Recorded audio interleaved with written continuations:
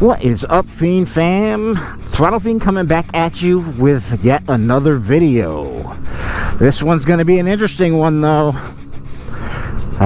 For those of you that follow me on Instagram and or Facebook, you may have seen my short little 1.5 minute video about my conversation regarding the situation after the accident. And in this video I am here to expand upon that, give some more information. So basically, long story short,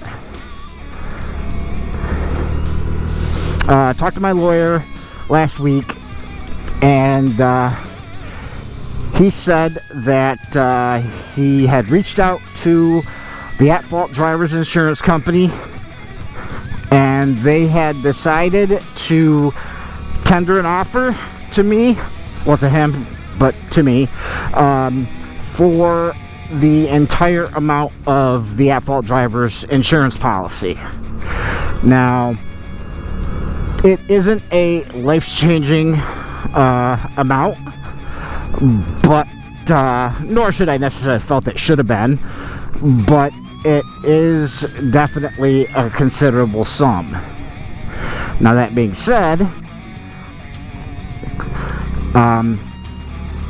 as many as you know, I work for a hospital, and which is the hospital that I was taken care of at initially, and then where I went for my physical therapy afterwards, and all that good stuff. But they have an insurance policy that's known as an ERISA, E-R-I-S-A. If you are a motorcyclist and you work somewhere that has an ERISA policy and you don't carry medical on your policy with your insurance company, whoever that may be, Geico in my case, or whomever your motorcycle insurance company is, you may want to rethink that based on what I'm about to tell you.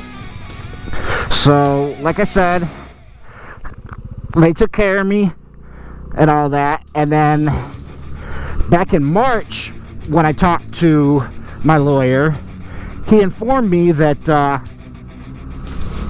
because of the fact that this is a situation with an ERISA case, my employer, by law, is eligible to come back and recoup any and all monies that they put out to treat me over the course of the leftover incidents from the accident with the injury. And as I said, by law, there's really nothing I can do about it. So I am going to talk to someone at work and see if we can't figure something out. I mean, I've been an employee of the hospital for over 5 years. My wife's been there over 19 years. I figure that's got to count for something. So, long story short, they want 23 grand. So that's a hefty chunk of change. I'm not gonna lie. You know, and for me, I mean, yeah, okay, it is about the money from a standpoint of that's a lot of money, but it's more that it's the principle. You know, I've been a long-standing employee. My wife's been a super long-standing employee. We're both planning on spending the rest of our careers there, most likely. You know, depending.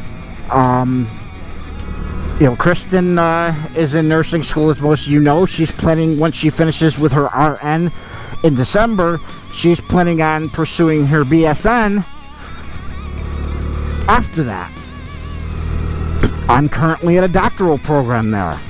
I would love nothing more than to be able to teach curriculum development and other things to incoming residents and you know, faculty and, you know, nursing people and stuff like that.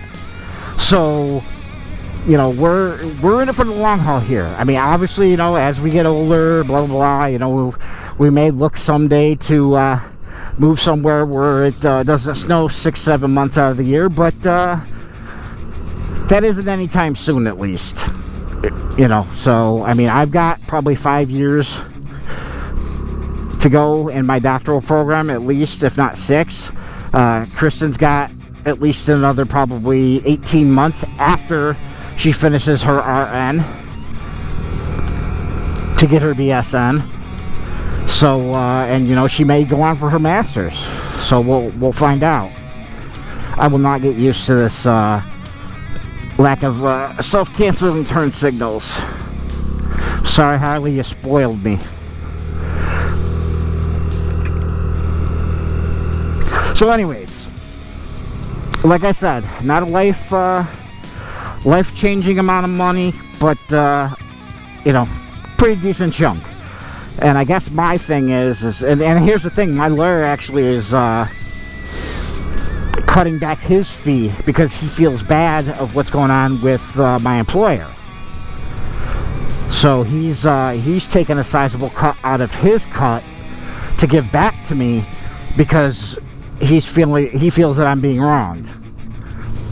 And again, like I said before, yes, it is about the money, but it's also about the principle, you know. I was given the max that this gentleman, the at-fault driver, was carrying in his insurance policy. Do I feel that that is enough to take care of me for the rest of my life based on what might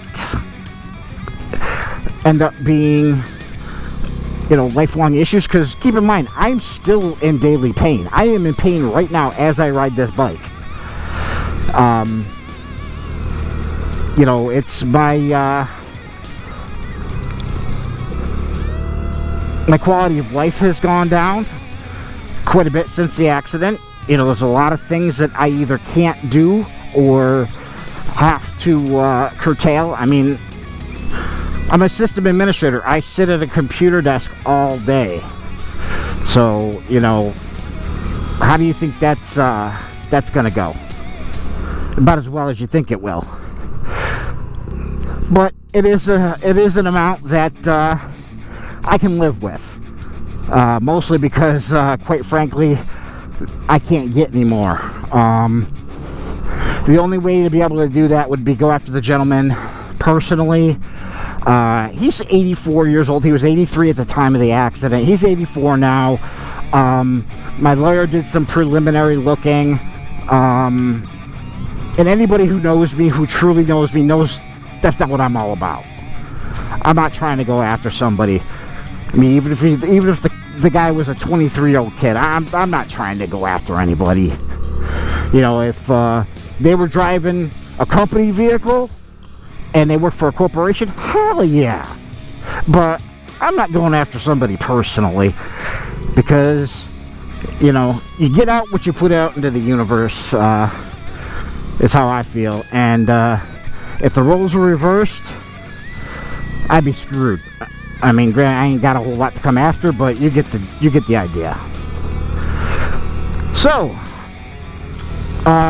basically, aside from some paperwork having to be signed and, you know, me talking to people in the billing department at the hospital and see if I can't talk them into showing some good faith to a family of long-standing employees, I should be getting my proceeds from this whole situation by first week of August, which means that I am now in bike mode.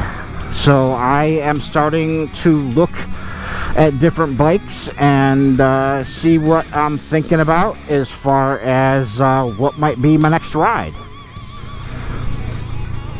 You know, of course, there's a soft spot in my heart for the Lowrider S, so that's definitely something I'm considering. That Lowrider ST looks pretty sweet as well, so that's a possibility. But I've made no bones about the fact that I I want to do a lot more long distance riding. I want to do a lot more touring. I want to see this great country of ours, you know, especially since my plan for the World Record Poker Run last year was literally dashed weeks before I was going to be heading out for it because of the aforementioned accident. So I've got some things to think about, and you know, I guess my big thing at this point is I'd like to think about the possibility of 2 bikes. One for around town and one for, you know, long distance rides. Well, Moto Pink Sensei, love her more than anything. She's my angel.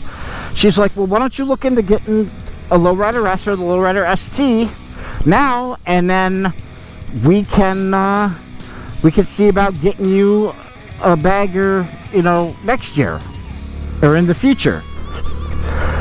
Because here's my thing. I've kind of been beating the drum about this for a while now. I think that the Revolution Max is Harley's future. I have a feeling that they are going to have to start plopping that engine into their bikes because of governmental regulations and, you know, this, that, the other thing. And, you know, I mean, hate on them all you want. They're a better performing engine. Don't get me wrong, I love the 114. That was an amazing motor in my Lowrider S. But you know, liquid cooled is unfortunately, or fortunately, depending on how you want to look at it, eventually electric is the future.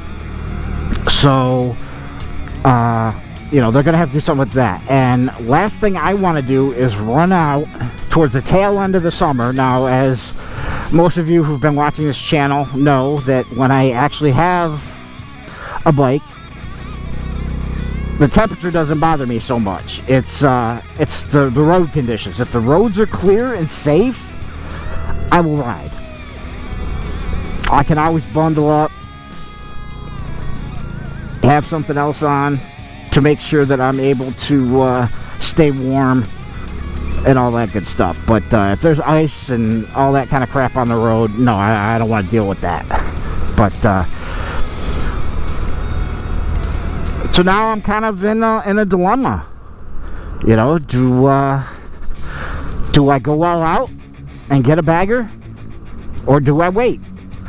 Or do, you know, I get a smaller bike, you know, just kind of like an around town, maybe like another Sportster. I mean, there is a part of me that would like to own the last generation Evo, because you know, I have a feeling this might be the last model year, or maybe next year. Maybe next year will be the last model year, but I have a feeling it's probably going to be this year as the last model year for the Evo 883 and the 1200. So I'd kind of like to have that, you know, as a pony in my stable, as it were. I mean, that's certainly a decent enough bike to get me where I gotta go. I'm you know, this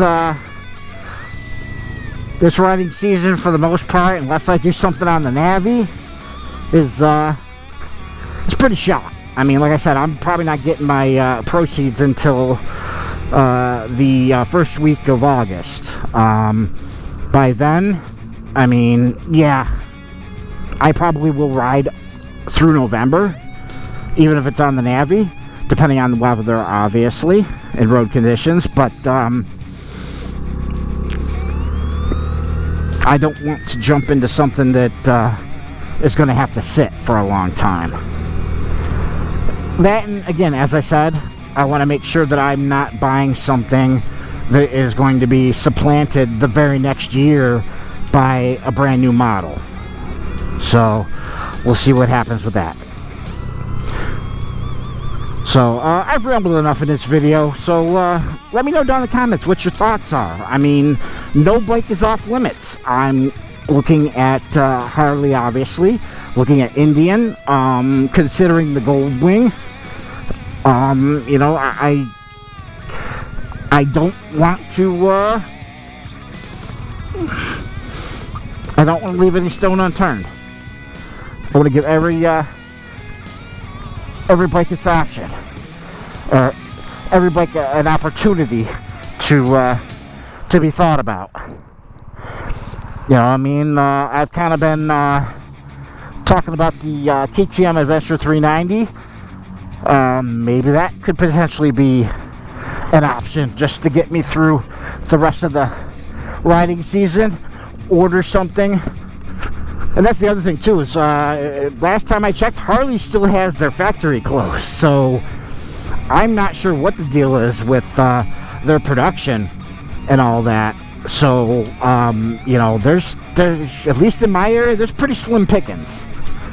You know, at least of the motorcycles that I would seriously be looking at to purchase. So, you know, I've yet to see a new Lowrider S or a Lowrider ST in the wild anywhere, but definitely not in my area. So let me know down in the comments what your thoughts are, and you know what, if you like this this channel, this content I'm making, you know, please comment, like, subscribe, and hit that bell notification. I'm coming up very quickly on 400 subscribers. Like I said, I'm coming up on 400 subscribers, and you know, I typically do a giveaway every 100 subscribers. Granted, this one probably will not be as luscious as the other ones have been, as money is not as flowing as it used to be with Moto Pink Sensei now in nursing school. But I definitely would like to do something to thank all of you who have stuck with the channel through all of this that I've been through this last year and all that, and you know, the new subscribers, obviously, because it's you know, random drawing. But you know, anybody who's been watching me knows that I'm all about giving back to the community. I want to help other people as much as I can, and you know, get more people on twos. You know, if you're one of us, you're not a cager. I don't care what you're on, whether it's a scooter, a Navi, a Grom, or the biggest, baddest bagger out there. Your family. And I will always wave no matter what I'm on. So anyways, I hope you enjoyed the video. As always, stay shiny side up. Throttle Fiend out.